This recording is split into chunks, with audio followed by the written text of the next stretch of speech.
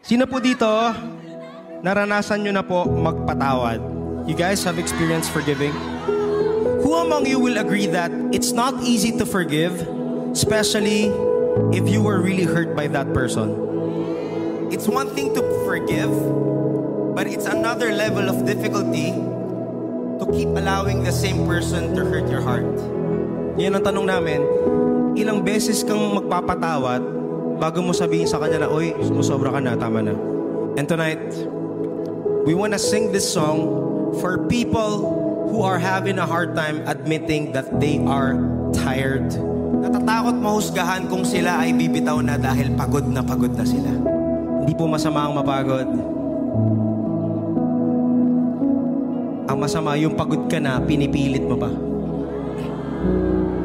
And today, we wanna tell you, it's okay to walk away from a relationship, a situationship, a friendship that has kept damaging you over the years.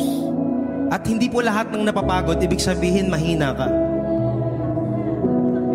Malamang sa malamang kaya ka pagod dahil matagal mo nang sinusubukang maging patuloy na malakas.